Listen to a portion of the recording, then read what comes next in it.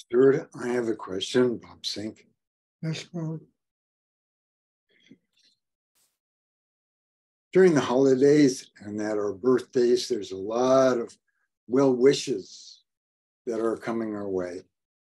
What is the best way to digest that, to really take that in, to receive that energy and that blessing? Mm.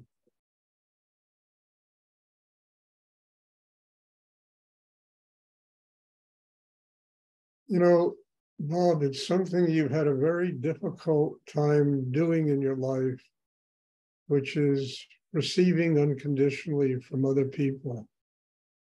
People love you. You do so much to help people, and you have to learn when people offer their love, their gratitude, their support, you just open your heart and say thank you and accept it and let it nurture you inside. Let it really, work inside you to open your heart and to change that part of you that always avoided this kind of unconditional receiving from other people, It's a very incredible opportunity to learn this, because this is an important thing to learn. We can't spend our entire life giving without learning how to receive. And sometimes people use giving as a way of covering up their own insecurities, problems, fear of embracing somebody else, So they give and they give and they give and they give, and it's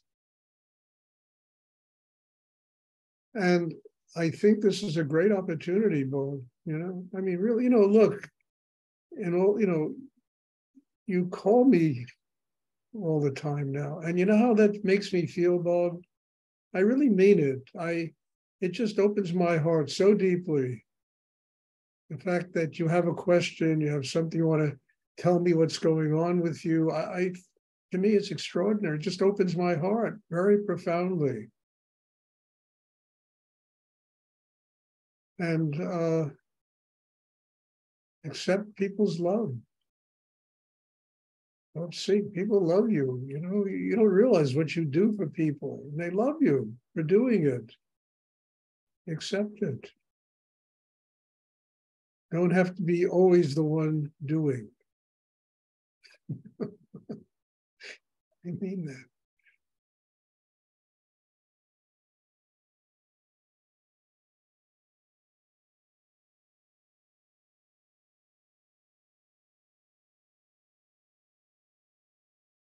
And that'll be a major step in your growth. A major step. I mean it.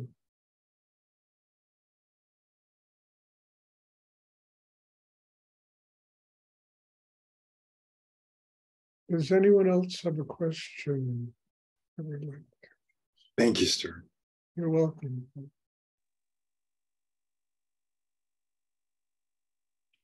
I have a question, Stuart. It's Christine.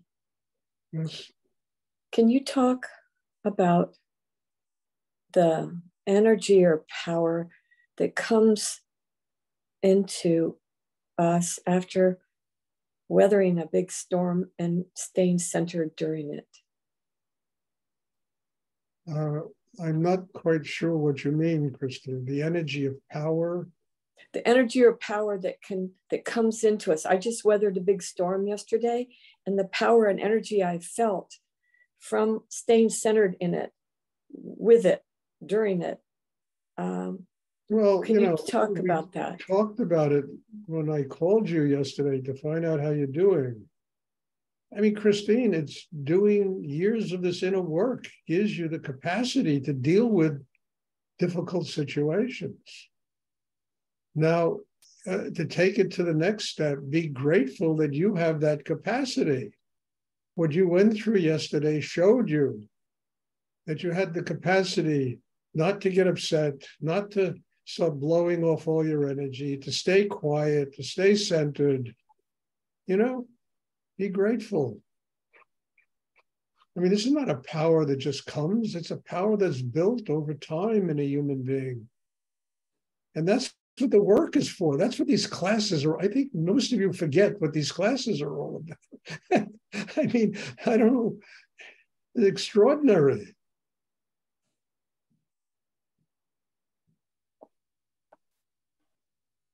They are.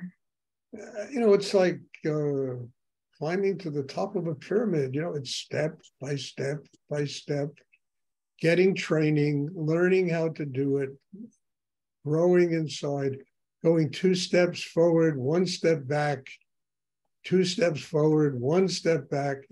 All the time you keep getting to the top of the pyramid. But it takes training, it takes time, I can't repeat it enough. And very few people really understand that. It's like, why am I not there yet? Or why am I not perfect? Only mad people are perfect, The rest of us have to have a little humility in our imperfection and understand that it's all an inner growth that gets us closer to perfection. God is perfect. The rest of us have to stumble around in the world and learn from our imperfections, how to grow every day. And the classes are about this. I can't say it enough. It's getting training. When I was younger, Rudy asked me to go to Texas for, 3 weeks. And, I really didn't, I did want to go. I wanted to teach and get that experience. But at the same time, I didn't want to spend 9 years there. And and I'll never forget when he came down there and I said, Rudy, it's been a hell of a 3 weeks. I think it was 6 months later. And he said to me, you're on your 4th day.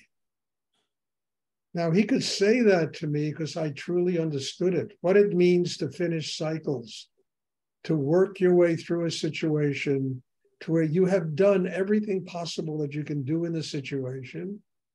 And staying there is, it can do nothing but lead to the grave. And then there are other people that I was hoping would learn from what I left behind, And I had, what I'm trying to say is, I told this to Jennifer today, the 9 years I spent in Texas was an incredible training for me. Incredible training. So that I'm capable of doing what I'm doing today and what I've done the rest of my life since I left the place. I needed that training. You all wouldn't be in these classes if you don't need this training. And it's the training that enabled you to keep your mouth shut while all of that drama was going on yesterday, and to just stay quiet and conserve your energy and not get involved. And all the people who thought, my God, how is she doing this? Why isn't she upset?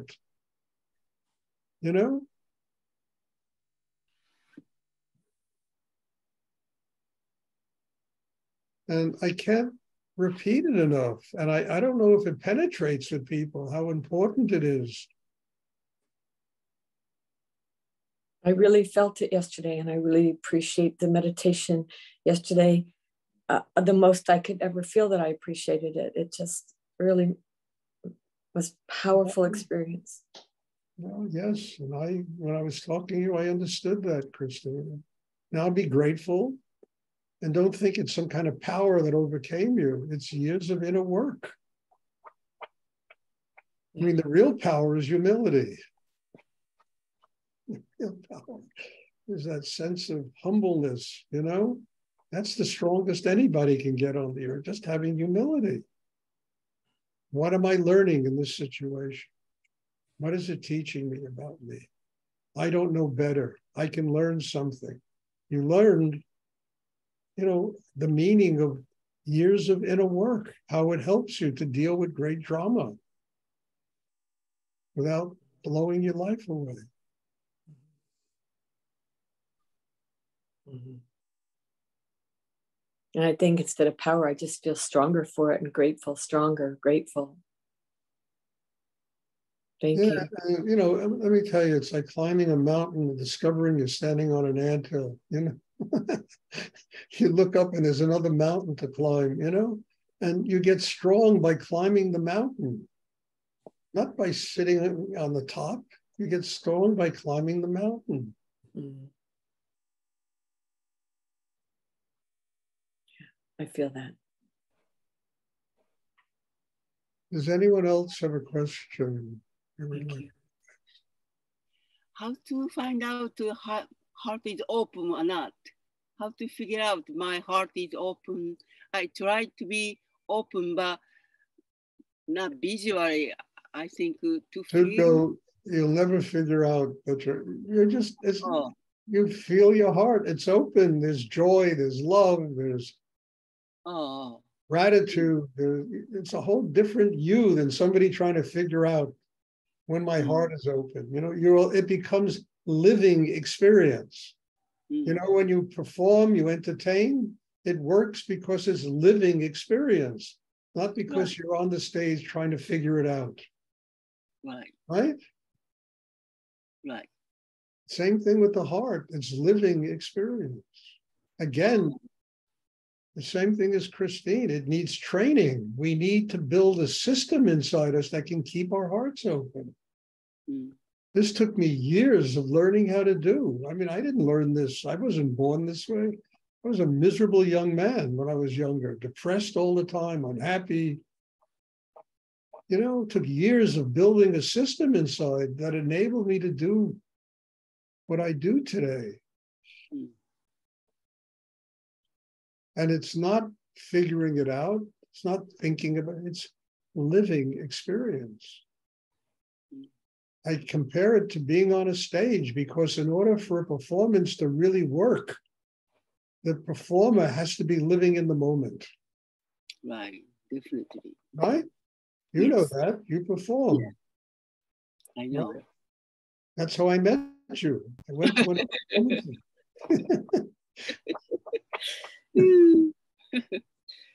Time is passing too quickly. Yeah, I knew that you were an ancient, you know, relative of mine. And that's why I invited you to my house to perform, remember? Yes. I took one look at you. I said, I know this person for 10,000 years, you know? 10,000 years. At least. Ooh, my God, amazing. So I went up to you and I said, I would like to come by, see if you want to entertain in my house. And you came there and you loved it. And yeah, great. I remember. Yeah. Thank you. You're welcome.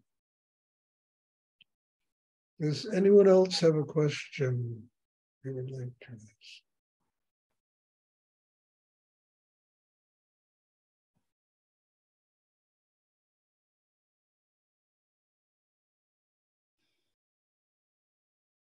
You know when your cycle in Texas was done? Oh boy, did I know. I knew it. It was so clear to me. I mean, look, I had an incredible life there. I had this beautiful house.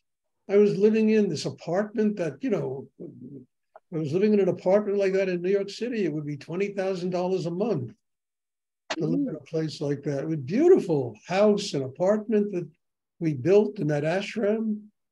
But I knew I had done everything I can do there. There was nothing else for me to do there except rest on my laurels. And I didn't want to do that. And so I moved back to New York, started all over again. But I knew it was over. The 9 years had completed 3 weeks. And then I had no resistance from Rudy to moving back to New York. Didn't put any blocks to keep me from doing it.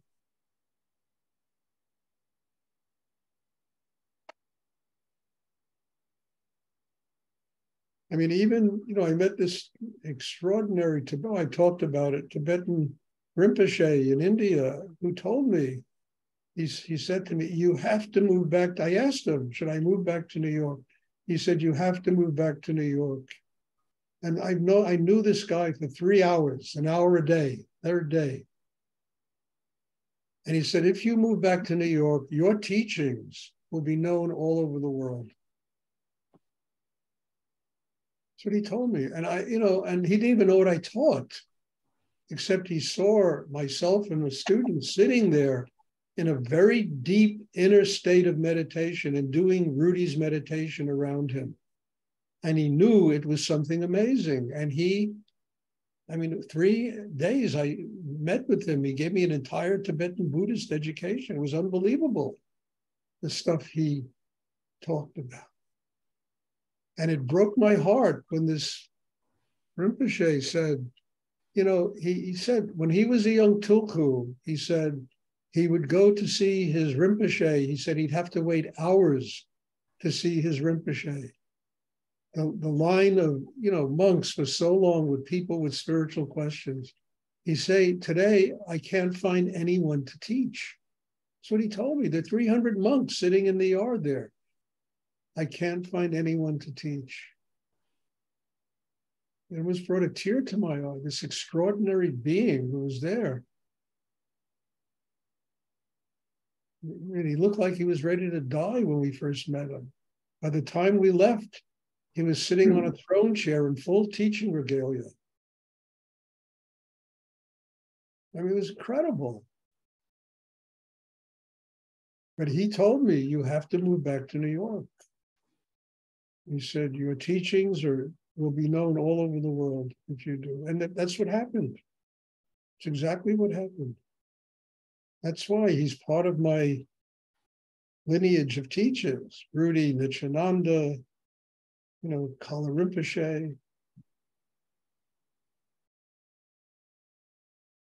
But God sends you this. You understand? It's not that you get all these signs and wisdom. You're open and you receive these things. You receive these markers on the pathway to enlightenment.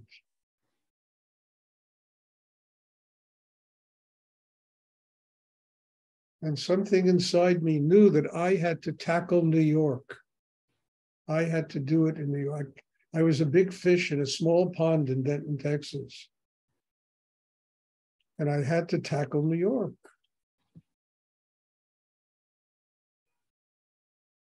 So they say you can do it there, you can do it anywhere. It's the truth.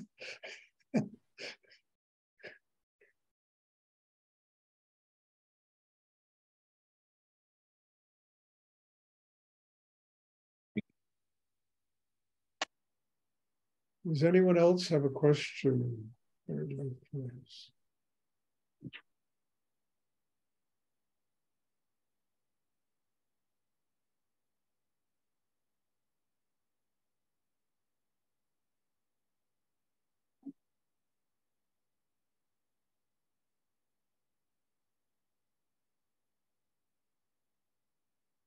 You don't get to do what I do and have done in my life by resting on your laurels. You get to do it by understanding that everything you attain in life has to be surrendered and broken down, and you have to go to a higher level of consciousness.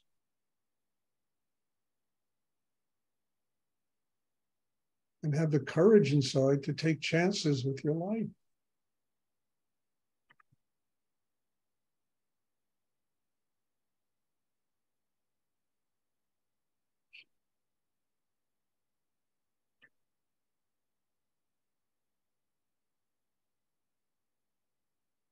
Some of it was funny. I bet there'll never be another belly dancing club in Denton, Texas. We ran a belly dancing club. It was incredible. And the lines outside was something unbelievable. 50 people lined up to get into the restaurant to see the belly dancing in Baptist America. It was extraordinary. Bob Singh can tell you, he was there.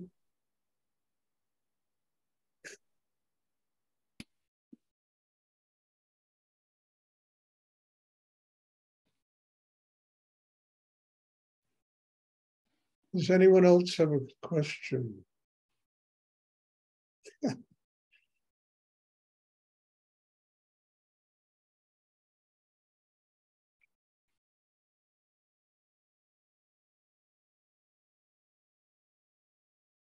And Rudy would have loved that. I'm telling you, he would have flipped out if he would have seen that. I mean, it was so unbelievable. I couldn't believe my eyes when I walked into that restaurant. I saw what was going on there. It was so extraordinary.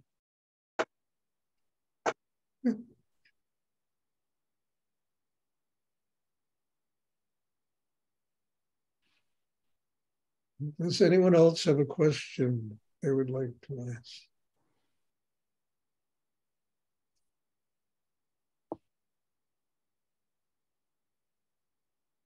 Okay, there'll be a meditation on Sunday.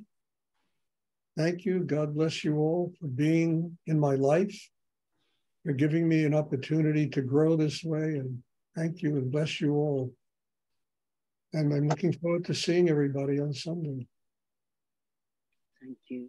Thank you, Stuart. Thank you. Thank you so much. Good night. Good night.